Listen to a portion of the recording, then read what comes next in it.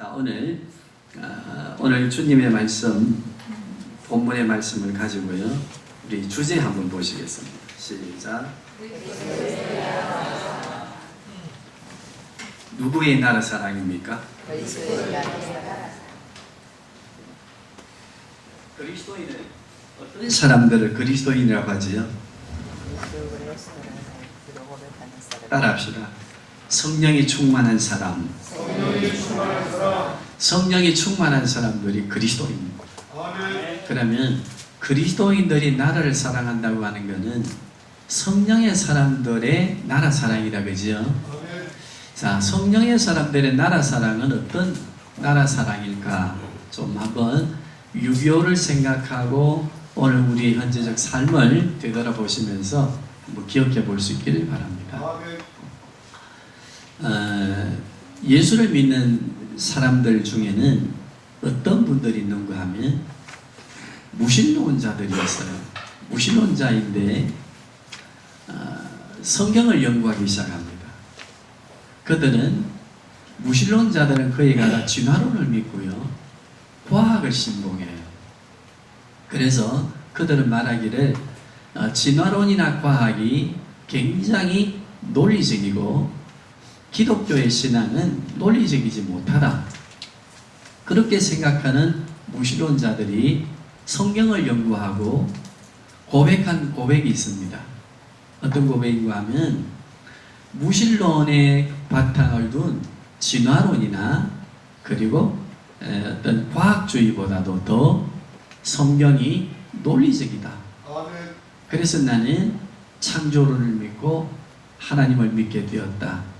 그 대표적인 분이요, 많습니다. C.S. 루이스라고 하는 목사님, 그분은 철저한 무신론자였습니다. 그런데 성경을 읽고 연구해 보니까 그 어떠한 과학이론보다도 더 논리적이었습니다. 그래서 그는 논리적이었기 때문에 나는 하나님을 믿게 되었다고 고백을 했는데, 많은 무신론자들 중에는요, 성경을 연구하고 논리를 발견하고는 너무 무신론자의 그걸 해놨으니까 기독교로 돌아오지는 못하고 철학 분야의 하나의 사상을 만들어내었는데, 따라합시다. 불가지론. 여보, 내가 하나님 있다 소리는 못하겠고, 누가 물으면은 네 무신론자 아이가? 근데 왜 갑자기 네 예수 믿노? 라고 하는 소리가 너무 부담스러우니까 나는 하나님이 있는지 없는지 모르겠다 라고 말하는 무슨 사상이라고요? 불가지론입니다. 우리 성도님들, 예수님을 믿는다고 하는 것, 또 예수 믿는 사람들이 나라를 사랑한다고 하는 것, 논리가 있어야 될까요? 무조건 막 감정으로 막 기도 한번 하면 나라 사랑이 될까요? 아니지, 그지요? 무엇이 있어야 돼요? 논리가 있어야 돼요. 논리가 있어야 그리스도인의 나라 사랑이 나라를 살리게 되고 또 나라를 변화시키는 능력이 됩니다. 아멘. 우리 그리스도인의 국가관 한번 정리해 드릴 테니까 간단하게 이해할 수 있기를 바랍니다. 하나님은 권세자들에게 하나님의 통치권을 위임해 놓으셨습니다. 권세자들에게 하나님의 통치권을 위임한 이유는, 따라합시다. 죄를 억제하고 인간의 존엄을 살리고 서로 사랑하며 행복한 삶을 살도록 하기 위해서 권세자들을 세우고 하나님의 그 통치의 권세를 위임해 놓으셨습니다. 첫째, 무엇을 억제하고? 죄를 억제하고. 두 번째 뭐였습니까? 존엄성입니다. 그리고 세 번째는 뭐였습니까? 서로 행복하게 살도록 하나님께서는 권세자들에게 위임해 주셨습니다. 그런데 지금 우리가 가만히 살펴보면 인간이 권세자들을 통해서 우리 대한민국을 한번 보십시다. 죄가 억제되고 있습니까? 관영하고 있습니까? 관영하고 있습니다. 자, 두 번째, 존엄을 부르짖지만은 인간의 존엄성에 대하여 우리는 어떻게 생각합니까? 죄의 존엄성이라고 하는 것은요, 결국 인간의 존엄성을 파괴하는 것과 같거든요. 세 번째, 우리 사회가 행복한 사회냐? 우리 젊은이들이 26%만 행복하다고 말할 정도로 지금 우리 사회가 불평등 사회로서의 고통을 가지고 있고, 불평등 사회라고 하는 것 자체가 바로 존엄하지 못하다고 하는 하나의 증거가 되고, 존엄하지 못하기 때문에 또 우리 사회는 얼마나 범죄적 갈등을 통해서, 그리고 욕망적 쾌락주의가 이 사회에 주약으로 만연하고 있는가 하는 것을 우리가 보게 됩니다.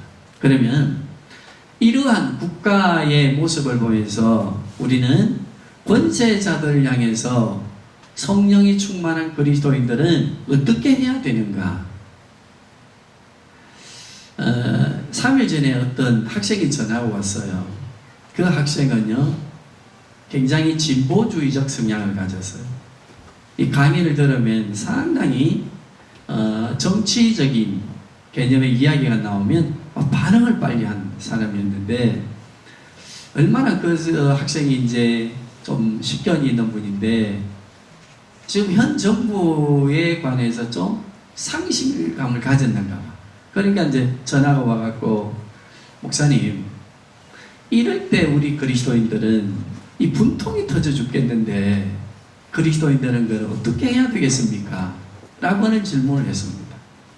그래서 제가 국가 간에 관한 것을 간략하게 설명해드리고 방금처럼 우리가 어떻게 해야 되는가를 말씀해 드렸는데, 이러한 위정자들의 모습, 우리 국가의 모습을 보면서 우리 그리스도인들이 해야 할 일이 뭔가, 어떻게 해야 되는가, 우리 선생님들 어떻게 생각합니까?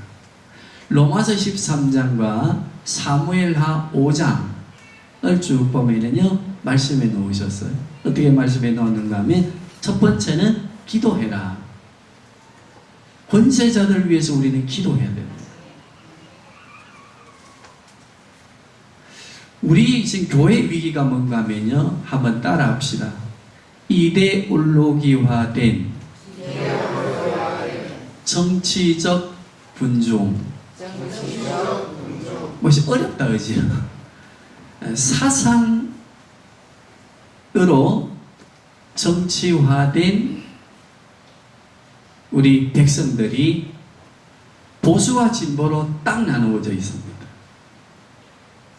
그러니까 우리가 이 이제 상황 속에서 하나님의 말씀을 아무리 이야기를 해도요, 우리 성도들도 지금 이 1천만 기독교인들도 이게 사상화된, 이데올로기화된 정치적 성향을 가진 성도들이 많기 때문에 하나님의 말씀은 권세자들 위해서 기도하라고 합니다라고 하는 이 말에 별로 관심을 안 갖습니다. 그런데 우리는 뭘 해야 되죠? 기도해야 됩니다. 자, 두 번째입니다. 두 번째, 그리스도인은 총칼을 들고 전복하는, 개혁하는 사람들이 아닙니다. 우리는 12세기, 11세기 말, 12세기를 시작하면서 십자군의 전쟁을 기억할 것입니다. 하나님의 이름으로 전쟁을 일으켰던 그 전쟁 때문에 지금 이슬람이라고 하는 기독교의 적대 세력이 되는 하나의 세계관을 가진 민족들을 만들어 놓았습니다. 그래서 우리 기독교는 권세자들이 아무리 잘못하여도 나라를 뒤집기 위해서 총칼을 드는 것은 성경이 금하고 있습니다. 그러면 우리가 어떻게 해야 되느냐? 두 번째, 따라합시다. 우리의 의사를 표현하는 단체들과 모임들과 함께하는 우리의 의사 표현이 있어야 된다. 지금 우리가 몰라 그렇지요? 우리 기독교인들 중에는 과격하지 않지만 우리가 지금 잘못되었습니다. 이게 나라를 위해서 지금 잘못된 길을 가고 있습니다. 라고 해서 우리 교회도 몇 개월 동안 뭘 붙여놨어요? 인권, 경남 인권, 학생 인권 조례안이라고 하는 걸 붙이고, 제가 그 모임에 가서 때에 따라서는 손도 들고 기도도 하고 한 그게 뭔가 하면요, 우리 권세자들 향해서 지금 이 제도가 잘못되었습니다. 죄를 억제하고 존엄성이, 존중감, 존엄성을 살리고 우리 사회를 행복하게 해야 되는데 그렇지 못하는 법이 만들어지니까 이건 잘못되었습니다라고 하는 의사표현을 우리는 해야 돼요, 안 해야 돼요? 해야 돼요. 기도는 하고 있는데 의사표현이 없다고 하면요, 그 기도는 아무런 의미가 없어요. 이리 생각하겠지요? 하나님이 기도를 들어주면 알아서 해주시겠지. 아니에요. 그러면 우리가 맹신자가 될 수 있어요. 기도하는 것만큼 우리는 우리의 의사를 어떻게 해야 됩니까? 표현해야 돼요. 그리고 세 번째, 학생에게 가르쳐 주었고 우리 성도님들도 기억하고 기도해야 될 줄로 믿습니다. 우리는 2년에 한 번씩 뭘 하죠? 4년에 한 번이죠. 이렇게 돌아가면서 투표를 합니다. 그게 뭔가 하면요, 나의 인권, 존엄성을 회복하는 위정자들 향한 최고의 무엇인 줄 아십니까? 의사표현입니다. 기도하는 사람들은 이 투표의 의사표현을 분명히 해야 합니다. 연휴가 되면은 아이고 나라 저거 하는 거 막 꼴 보기 싫은 거 막 여행이나 가자. 우리 그리스도인들은 기도하는 그리스도인, 나라와 민족을 위해서 기도하는 그리스도인들은 빠져나가서는 안 됩니다. 투표해야 됩니다. 왜냐하면 이게요, 하나님께서 우리 그리스도인들에게 나라 사랑을 위해 주신 세 가지의 원리입니다. 국가는 범죄를 억제해야 되는 권세자들의 권한이 있습니다. 평등해야 됩니다. 존엄성을 지켜줘야 됩니다. 행복하게 해야 됩니다. 그렇지 못할 때 우리 그리스도인들은 기도해야 됩니다. 의사를 표현해야 됩니다. 그리고 우리는 투표에 우리의 의사결정을 분명히 표현하는 나라 사랑의 그리스도인들의 지혜가 있어야 됩니다. 대한민국이 6.25의 전쟁에 의해서 초토화되었을 때에 지금 우리의 자녀들에게 전쟁에 대한 그 의식조사를 했더니요, 북침이라고 이야기하는 사람들과 남침이라고 이야기하는 사람들의 수위가요, 팽팽합니다. 기가 막힐 일이지, 그지요? 팽팽하다고 하면은 50대 50인데 제가 볼 때 얼마 안 가서 이게 북침이라고 하는 숫자가, 프로테지가 높을 것 같습니다. 그러면 우리는 어떻게 믿습니까? 역사의 현실을 볼 때 우리 역사를 배우고 정언하는 것, 남침이다, 그지요? 그때에 우리 믿음의 조상들은 나라 사랑을 어떻게 했을까요? 우린 거기에 귀를 기울이고 우리가 기도해야 될 줄로 압니다. 6.25 사변에 가장 많이 부서진 건물이 교회당입니다. 그리고 가장 많이 죽은 사람들이 그리스도인들입니다. 왜냐하면 공산 사상을 가진 사람들은 유물론주의자들이기 때문에 무신론주의거든요. 그 유물론적 무신론에 강력하게 반대되어지는 집단이 누구인가 하면 유신론적 기독교, 창조를 믿는 기독교 집단입니다. 그러니까 이 기독교인들을 가장 많이 죽였고 파괴했습니다. 물론 스탈린에 의해서 소련이 공산화될 때도요, 가장 많이 죽은 사람들이 그리스도인들이고 지도자들입니다. 지도자들이 무려 3만 명 정도가 죽었다고 이야기를 합니다. 자, 우리 믿음의 조상들은 이러한 고통 속에서 나라와 민족을 위해서 무엇을 했을까? 순교자의 길을 갔는데, 순교자의 길을 간 내용 중에는 보면은요, 예수를 믿겠다 하면은 죽이고 믿지 않겠다 하면은 살려주겠다라고 하는 시험이었어요. 공산군들이 들어와서. 그때에 우리의 조상들은, 믿음의 조상들은 그들을 원망하지 아니하면서 말했습니다. 나는 예수님을 믿습니다. 나를 죽여도 좋습니다. 그리하면서요, 그들을 위해서 스데반의 기도를 했습니다. 주님의 기도처럼. 무슨 기도입니까? 저들이 저들의 죄를 알지 못하니 저들을 용서해 주시옵소서 라고 하는 기도를 드리면서 순교자의 길을 갔습니다. 그들이, 우리 믿음의 조상들이 이렇게 용서하면서 남기고 가는 자녀들 위해서 기도했습니다. 언약대로. 우리 성도님들 집에 가시면은요, 나중에 잠깐 살펴보겠습니다만, 읽어는 보겠습니다만, 시편 37편 1절에서 마지막 절까지를 꼭 읽어보십시오. 거기에 보면은 하나님의 언약의 백성들이 어떻게 살아야 되는가에 대하여 자녀들에게 어떤 복을 주시는가에 대해서 약속해 놓았거든요. 그 언약의 말씀을 붙들고 우리의 믿음의 조상들은 순교자의 길을 갔습니다. 남겨놓는 아이들은 고아가 될 것이고 그 전쟁 속에서 어떻게 살아갈 것인가에 대해서 인간적인 생각을 하면 얼마나 힘들었겠습니까? 그러나 하나님의 말씀을 붙들었습니다. 하나님께서 지켜주실 것을 믿었습니다. 누구의 충만함이 있어서요? 성령 하나님의 충만함으로. 자, 그러면 우리 믿음의 조상들이 그렇게 용서하면서 원수를, 나라와 민족을 위해서 순교자의 길을 가며 남겨지는 자녀들 위해서 기도할 수 있었던 그 신앙의 능력은 어디로부터 왔는가? 오늘 본문의 말씀이 우리에게 말씀해 주십니다. 예수님께서 떠나시면서 말씀하셨습니다. 우리 16장의 말씀을 다시 한번 합독하겠습니다. 시작. 그러나 진리의 성령이 오시며 그가 너희를 모든 진리 가운데로 인도하시니 그가 스스로 말하지 않고 오직 그런 것을 말하며 장래일을 너희에게 알리시리라. 그가 내 영광을 나타내리니 내 것을 가지고 너희에게 알리시겠습니다. 무릇 아버지께 있는 것은 다 내 것이라.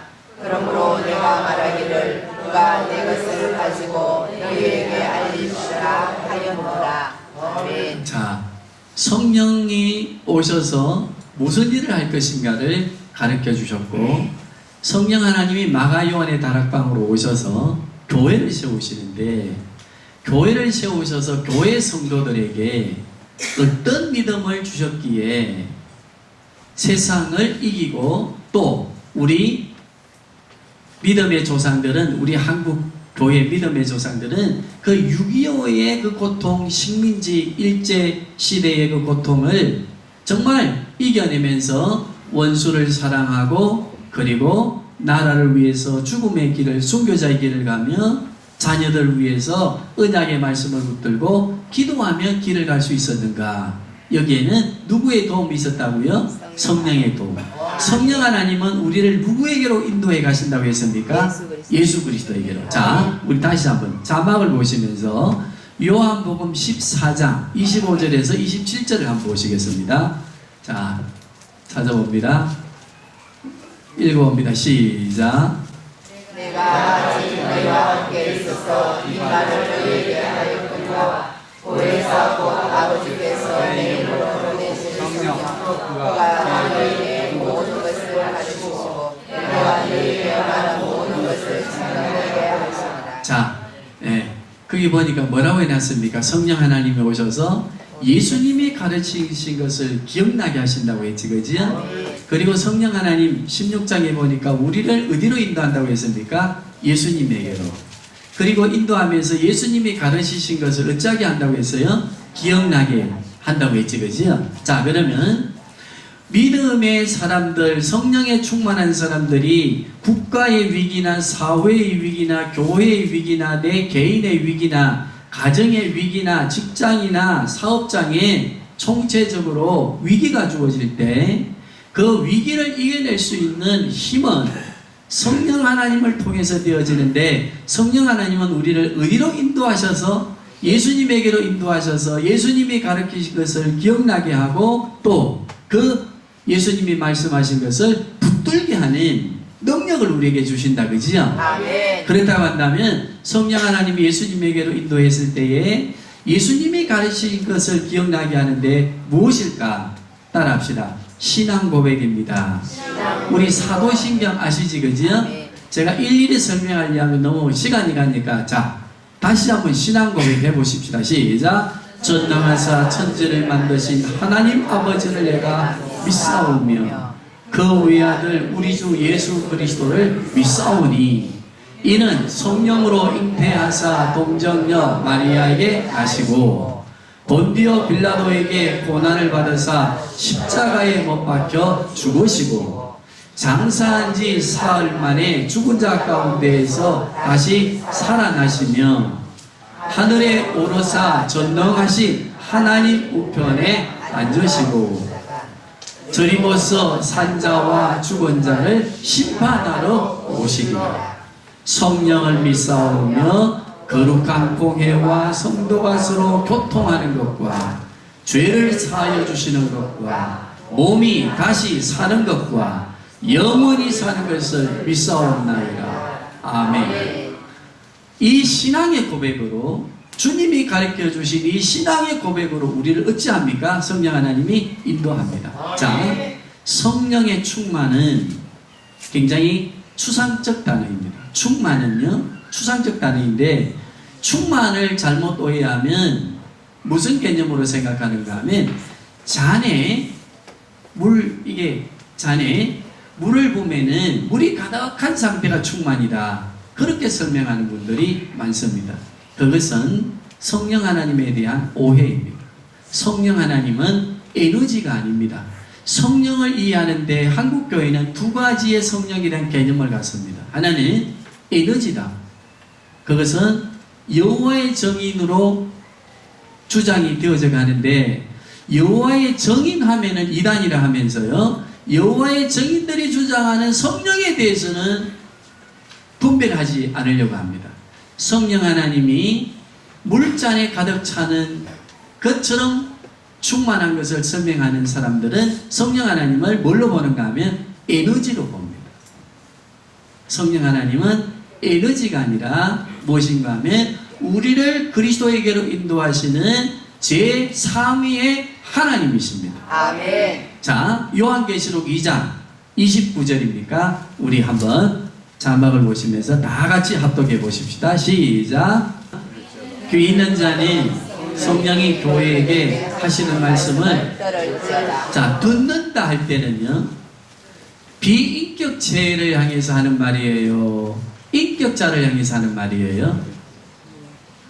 비인격자는 말할 수 있어요, 없어요?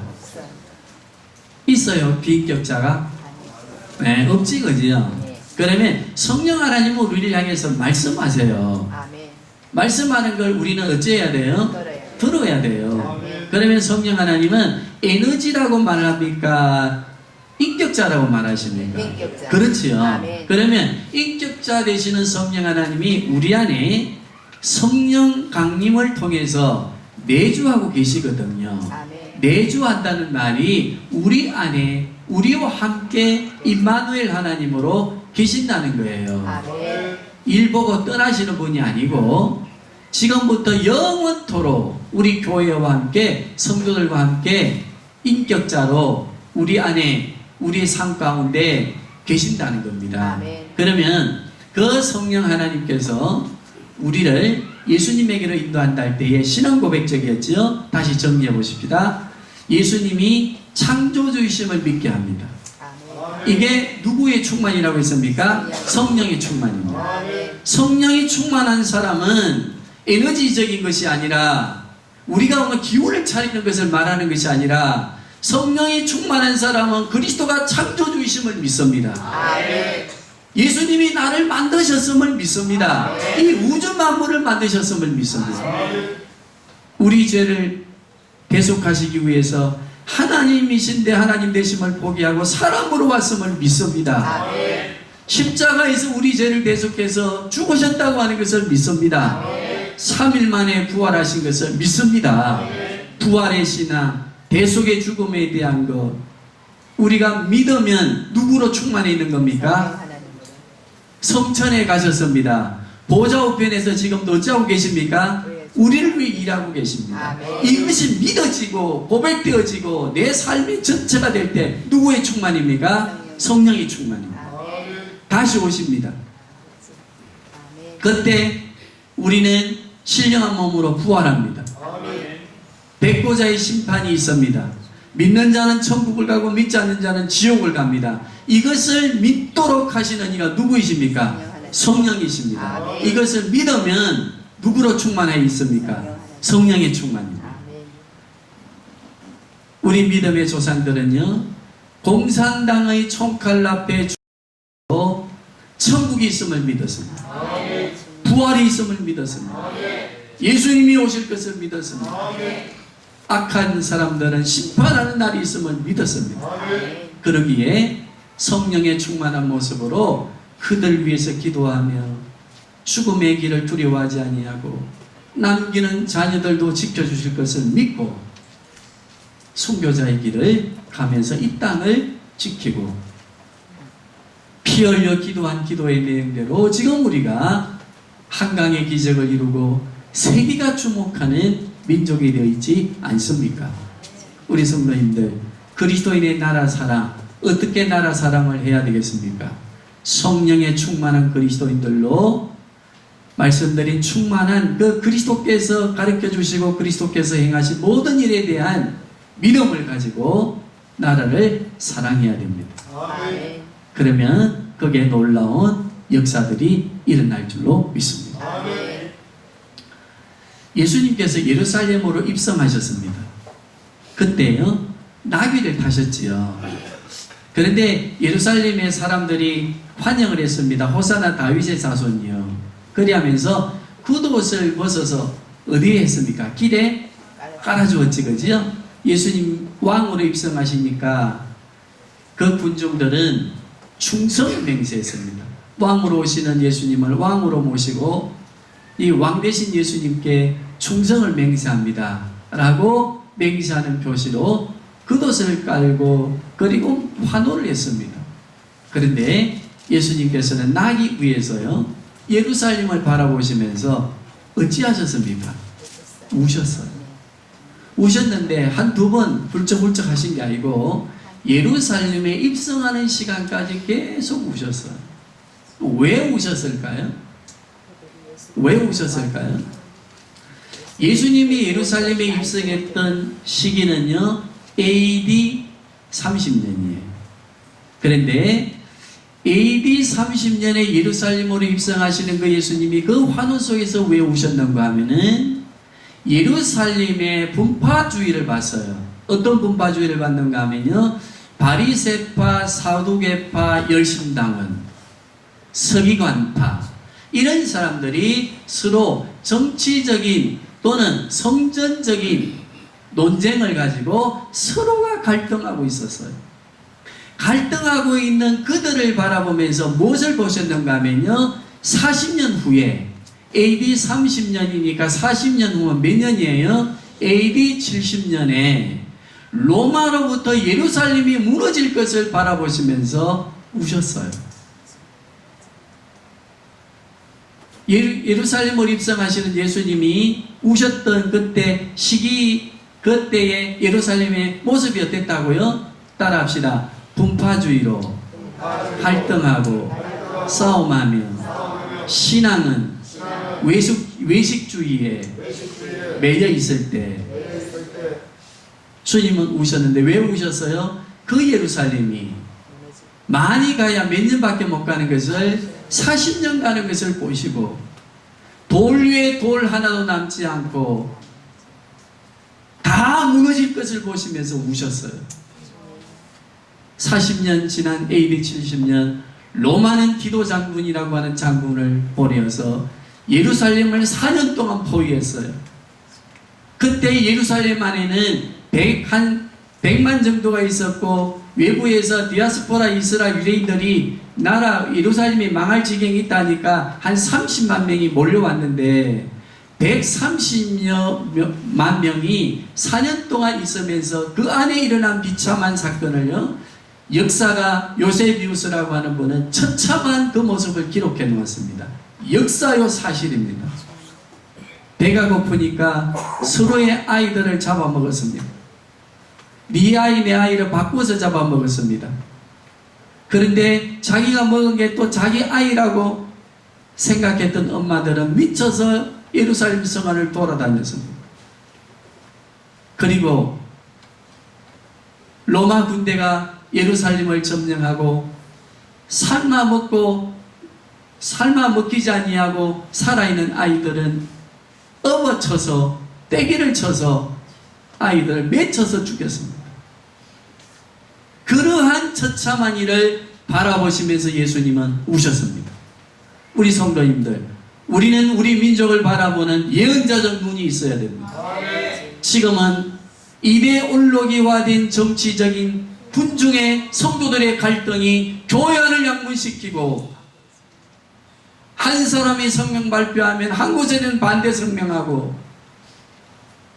이데올로기화 되어져서 예수 그리스도를 올바른 하나님의 평화의 주님으로 오신 것에 대하여 알지 못하고 정치적인 예수로 만들어가는 저 예루살렘을 보고 우셨던 것처럼 우리도 우리 민족을 향해 울어야 됩니다. 기도해야 됩니다. 기도하면서 우리는 외쳐야 될 줄로 믿습니다. 우리 성도님들, 우리 민족의 미래가 밝다고만 생각하지 마십시오. 분파주의가 일어나고 정치적 쟁점이 되고 그 쟁점이 교회 안에 들어오고 그리스도의 참된 하나님 나라의 평화가 그리스도를 통해서 어떻게 이루어져야 되는가를 잃어버리고 교회마저도 이데올로기화 되어져 가는 순간 우리는 주님의 눈물을 기억해야 됩니다. 하나님께서 우리 대한민국을 사랑하신다 하는 것 우리는 역사를 통해 압니다. 6.25 전쟁을 기념하면서 우리는 왜 전도해야 되는가? 가족을, 배신자를, 우리의 자녀들과 함께 우리는 기쁜 마음으로 예배해야 되는가? 여기에 대한 인식을 새롭게 하시고 우리 기도의 현장에 좀 차고 넘치기를 바랍니다. 피곤한 줄 압니다. 힘드신 줄 압니다. 그러나 대한민국을 위해서 울어야 될 때입니다. 한번 기념예배 드리는 것으로 끝나서는 안 됩니다. 우리나라가 이렇게 분열하고 갈등하며 서로를 용서하지 못하고 쟁점화되어진 어떤 갈등의 수위가 자꾸 높아가며 교회 안에마저 사상화되어지고 사상화된 성도들로 나누어지는, 제가 우리 경남의 교회가 보고되어진 교회는 한 2,400개 정도 됩니다. 숫자는 더 되겠죠. 전부 다 현수막을 다 드렸습니다. 우리 교대 10만원 돈을 내어서 그 후원을 내어서 저 현수막을 제작해가 했는데, 현수막을 붙여놓은 교회들이 큰 교회들은 무조건 안 붙였습니다. 이유가 뭐냐? 우리 성도님들 이유가 뭐라고 생각하십니까? 교회 안에도 찬성하는 사람이 있는데 저거 반대하는 걸 붙여놔 놓으면 어찌 되겠나? 지금 우리 교회의 현실, 세상은 그렇다 하고 예수 그리스도께서 이 땅에 오셔서 진정한 하나님 나라 백성에게 주어진 평화가 무엇인지를 우리 교회는 믿고 있습니다. 알고 있습니다. 그리고 우리가 그것을 통해서 사랑하고 용서하며 하나 되어야 됩니다. 그리고 민족을 향해 기도해야 되는 교회 안에도 벌써 분열하고 있습니다. 현수막을 붙이지 못합니다. 찬성하는 사람들이 일어나니까. 우리 성도님들, 이러한 현실을 바라보시면서 우리가 하나님 앞에 나라를 위해서 기도하고 우리 신앙의 삶에 대한 새로운 각오를 가지고 우리가 예수님을 믿고 신앙생활하면서 살아가야 될 줄로 믿습니다. 자, 우리에게 용기를 주는 말씀 있습니다. 우리가 예언자적 눈을 가지고 우리가 기도해야 될 기도가 있는데, 우리 성경 말씀 한번 보겠습니다. 자막을 보시면서요. 자, 잠언입니다. 24장 16절 한번 보시겠습니다. 시작.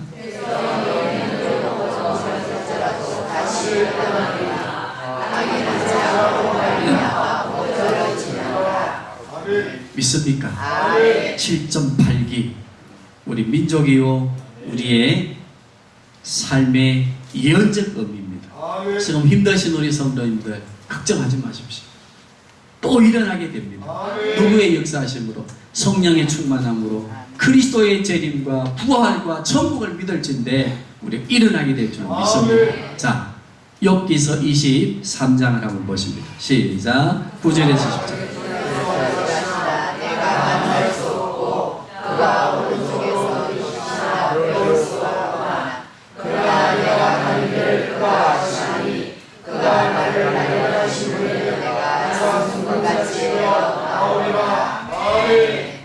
내 가는 길을 누가 아셔요? 우리 민족의 가는 길을 아셔요? 모르셔요? 하나님만 아실까요? 우리에게도 가르쳐 주셨을까요? 우리에게도 가르쳐 주셔요. 기도하는 자들에게 가르쳐 줘요. 우리 민족이 가는 길을 보여줘요. 우리 민족이 가는 길 순탄하다, 지금은 힘들다. 그러므로 기도해야 됩니다. 10편 37편 우리 1절에서 8절까지 쭉 한번 읽어보시길 바랍니다. 제가 힘들고 어려울 때 저에게 주신 말씀, 저는 이 말씀 붙들고 일어났는데 37편 전체를 가지고, 자 1절에서 한번 빨리 읽어봅니다. 시작.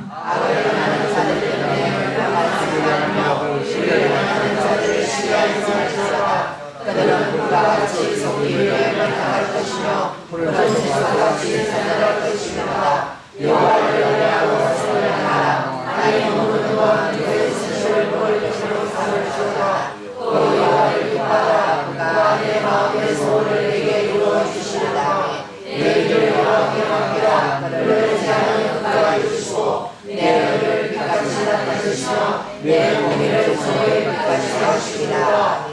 여호와 앞에서 장사받고 보리라. 자기 영광과 악마를 누르는 자들에게 불만하지 말지어다. 불을 끄시고 불을 보이고 불면하지 말라. 오히려 악을 하늘 구하라. 아멘.